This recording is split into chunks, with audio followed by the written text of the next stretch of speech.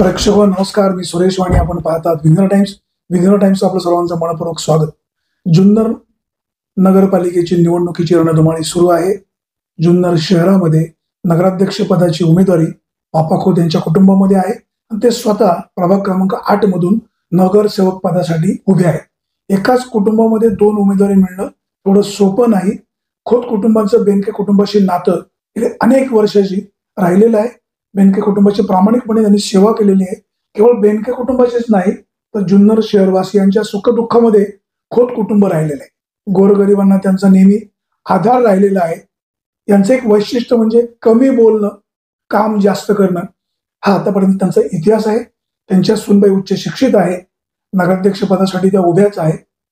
प्रश्न जनतेच्या मनामध्ये नेहमी येणं साहजिक आहे, तो आमच्याही मनामध्ये आहे की दोन्ही उमेदवारी एकाच कुटुंबामध्ये कशा, मग इतरांना अन्याय झाला का किंवा नेमकं काय झालं, ही उमेदवारी एकाच कुटुंबात कशी आली, त्यांचं विजन काय असणार आहे, मतदारांनी यांनाच निवडून का द्यावं, हे जे जनतेच्या मनातले प्रश्न आहेत ते माझ्या मनातले प्रश्न मी त्यांना विचारण्याचा प्रयत्न माझा राहणार आहे. खोतसाहेब नमस्कार. नमस्कार. तुमच्या उमेदवारीला, तुमच्या सुनबाईच्या उमेदवारीला मनापासून शुभेच्छा. धन्यवाद.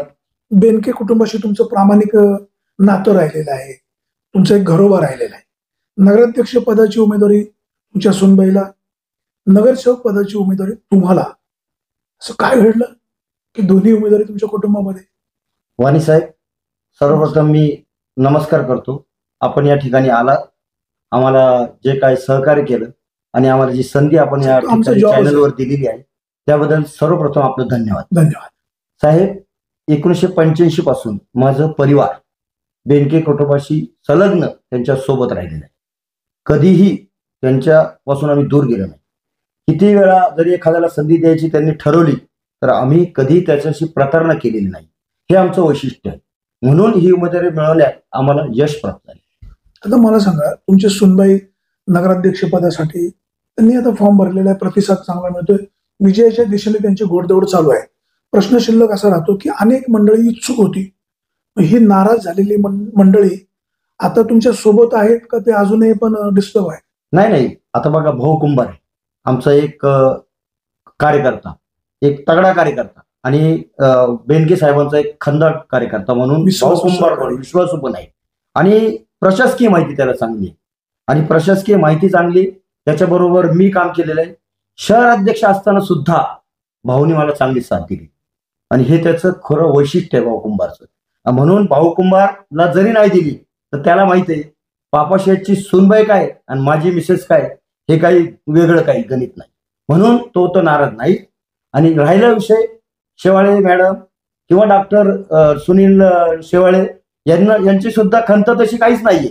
काय 2 दिवस माणूस 2 दिवस आपला थोडा नाराज होतो, पण त्यांनी मला स्पष्ट सांगितलेलं आहे तुम्हाला मिळालं तरी आम्हाला आनंद आहे, आम्हाला काही, पण तिसऱ्याला नाही जायला पाहिजे. हे त्यांचं गणित होतं, ते शेवटपर्यंत पाळणार आहे. त्यांच्याशी माझं बोलणं झालेलं आहे. डॉक्टरच्या घरी मी जाऊन आलेलो आहे. ते मानसिकतेत थोडा 2 दिवस त्यांना त्रास होतो. मी पण तसं झालो होतो, पण मी फक्त बाहेर निघालो नाही. त्याच्यानंतर मी आपलं परत जागेवर आलो. तुमच्या सुनबाईंचं काय नाव? माझ्या सुनबाईचं नाव स्नेहल खोत. स्नेहल खोत राजकारणामध्ये नौखे आहेत, ठीक आहे. तुमचं अनेक वर्ष सामाजिक काम चांगलं आहे, जनतेबद्दल तुम्हाला प्रेम जिव्हाळा आहे. सुनबाई आता नवीन या क्षेत्रामध्ये पदार्पण करतायत, प्रतिसाद कसा मिळतोय, लोकांच्या काय भावना आहेत? वाणी साहेब, स्नेहल जरी नवीन असली तरी परंपरा आहे, एक वारसा आहे. माझे वडील जवळजवळ 15 वर्ष 1962च्या अगोदर त्या ठिकाणी नगरसेवक होते. माझे आजोबा 1885 ते 1908 पर्यंत तिथं सदस्य होते. हा परंपरा आहे आणि ही परंपरा पुढे चालावी. तिचं शिक्षण आहे, ती डिप्लोमा झालेली आहे आणि उच्च शिक्षित आहे आणि त्याला याच्यातली जाण या कुटुंबातून झालेली आहे. या कुटुंबाचा वारसा त्यांनी चालवावं म्हणून हे आग्रह धरलं आणि ते पुढे पेलणार आहे.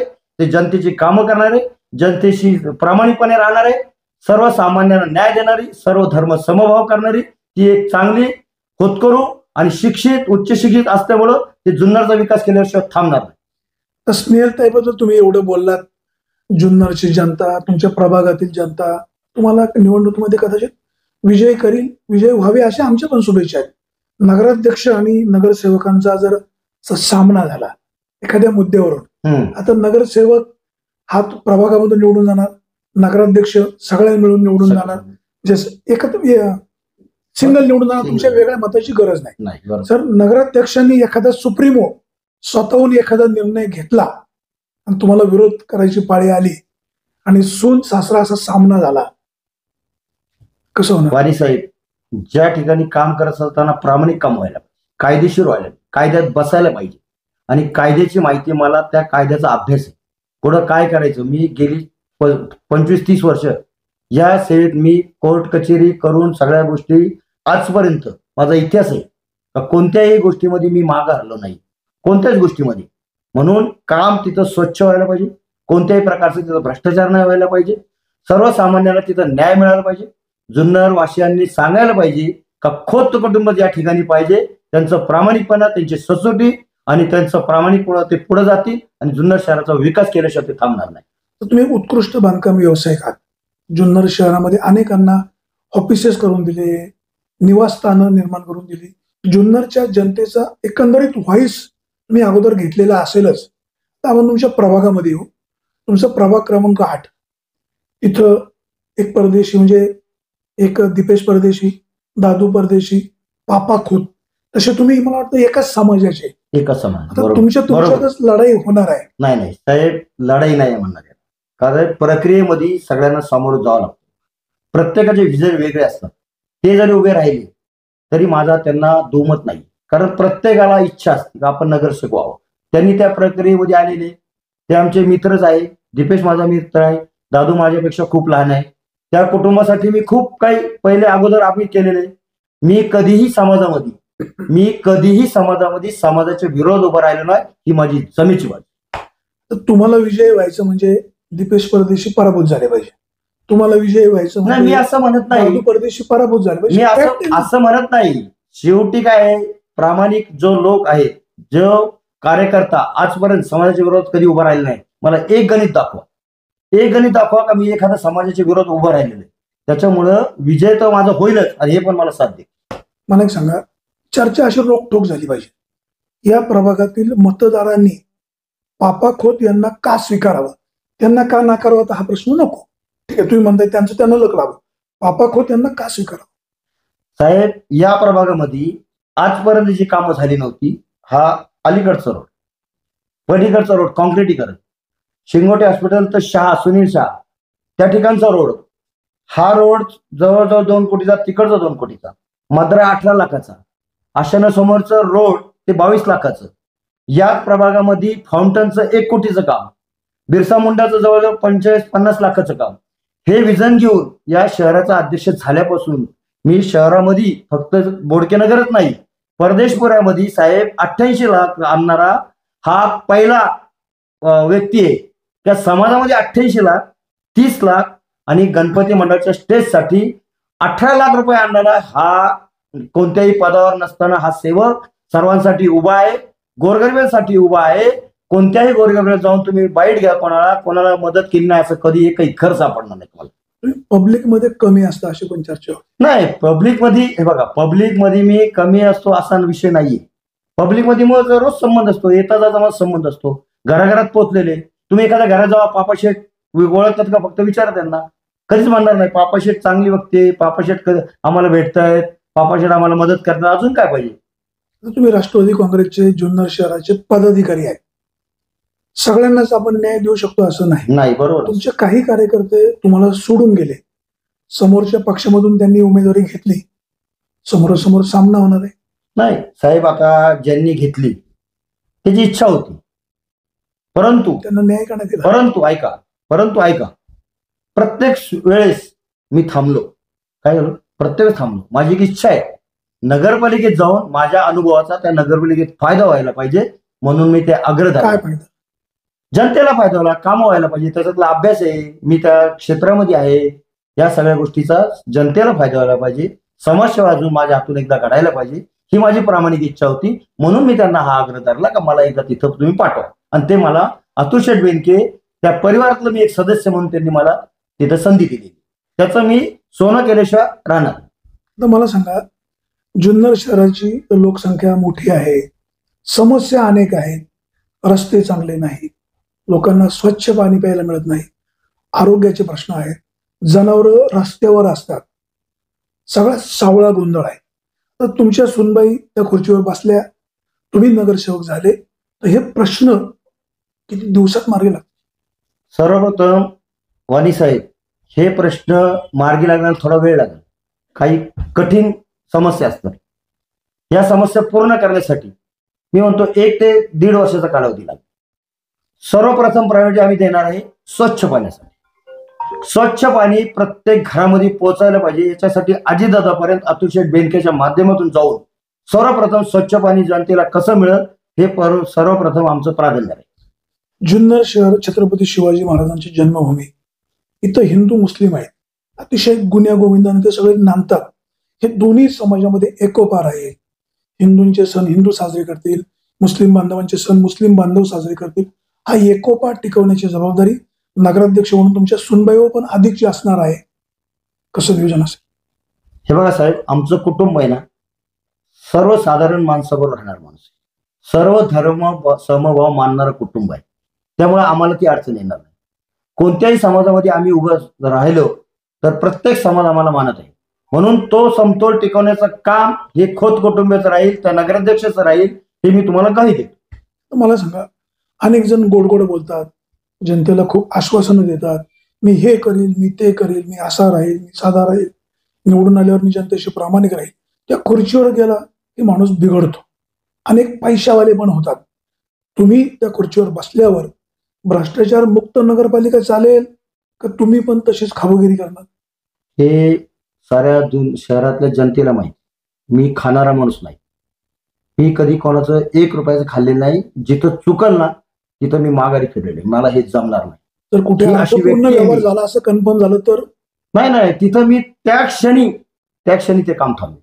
जर चुकीचं झालं ना त्या क्षणी, ते पहिली गोष्ट माझा चुकीचं काम प्रश्न होणार नाही. थेट आहे, जर जनतेचे काम करत असताना एखाद्या कामामध्ये नगराध्यक्ष म्हणून सुनबाईनं किंवा तुम्ही नगरसेवक म्हणून कुठं 19-20 झालं आणि भ्रष्टाचार झाला असं कन्फर्म झालं तर नगरसेवक पण सोडणार?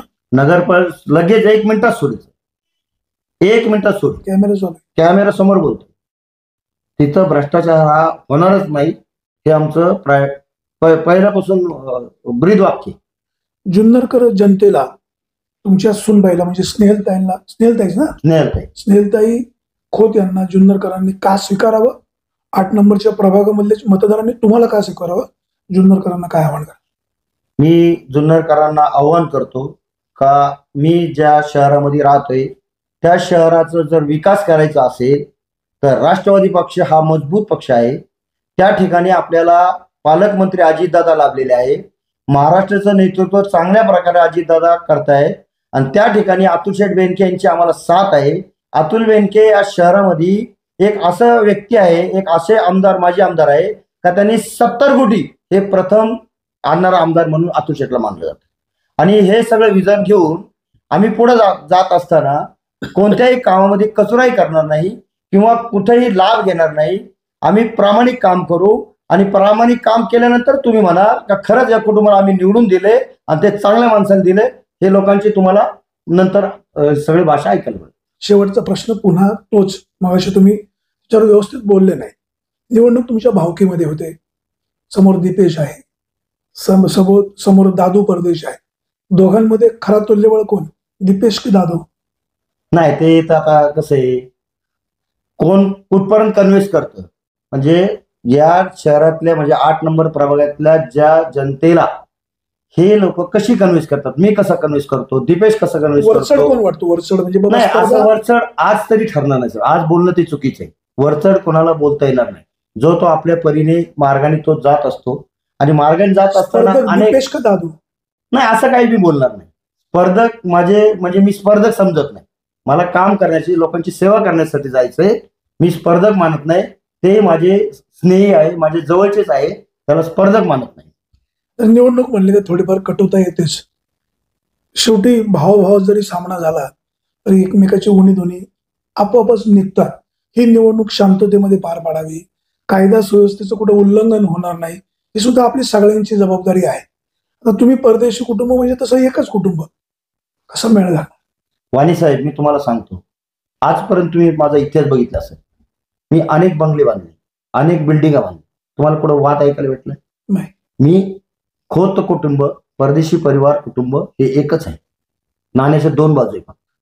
या ठिकाणी कोणताही कटुतापणा येऊ देणार नाही, कारण ते जरी लहान माझ्यापेक्षा असले तर मी त्यांच्यापेक्षा थोडा अनुभवी जास्त आहे.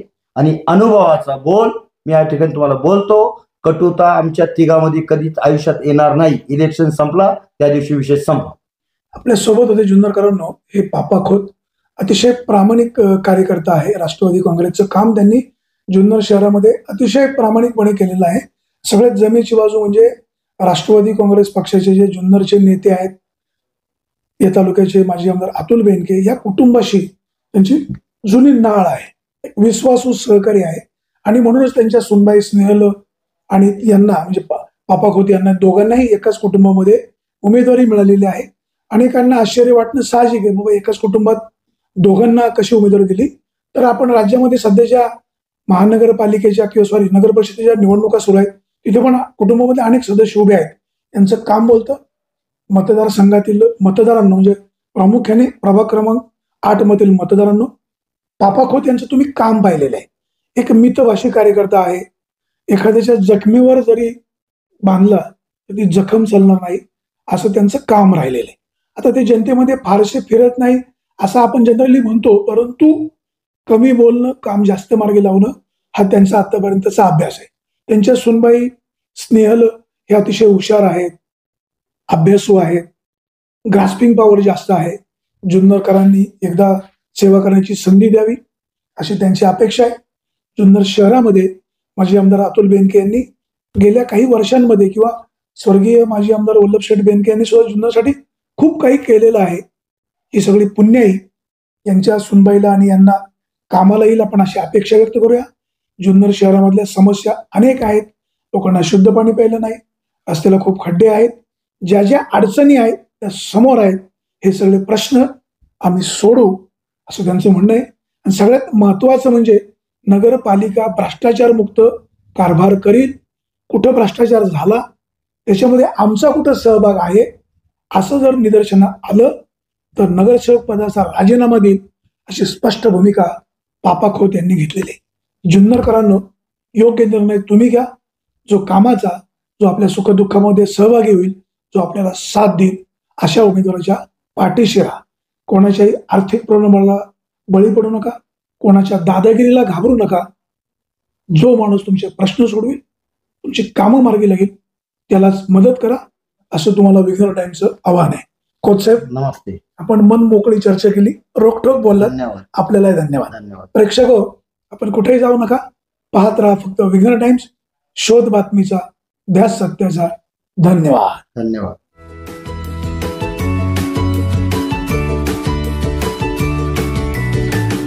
बातम्या शेतीच्या, बातम्या मातीच्या, बातम्या अन्यायाच्या, गुन्हेगारीच्या,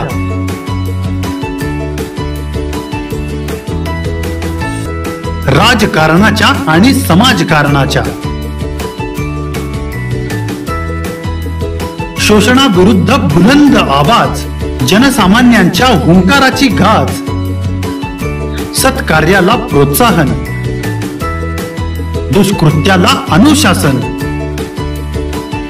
निर्भीड, निस्पृह, सडेतोड, बेधडक आणि रोखटोक म्हणजेच विघ्नहर टाइम्स. शोध बातमीचा, ध्यास सत्याचा. आपलं चॅनल, आपली बातमी. सबस्क्राईब तर कराच, पण बेल आयकॉनवर क्लिक करायलाही विसरू नका.